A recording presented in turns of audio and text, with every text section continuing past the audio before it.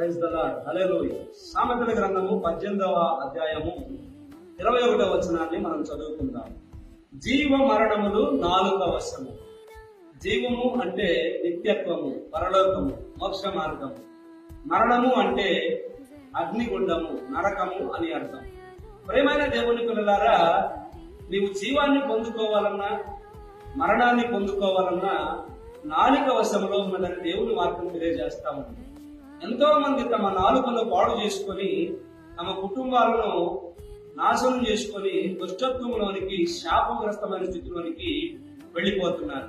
అయితే కొంతమంది అదే నాలుకను మంచిగా ఉపయోగించి పరలోకపు దేవుని ఆశీర్వాదాలు సంపాదించుకుంటున్నారు. కాబట్టి మన నాలుకతో ఎల్లప్పుడూ దేవుని నామాన్ని మనం గణపరిచే విధంగా ఉండాలి. హల్లెలూయా.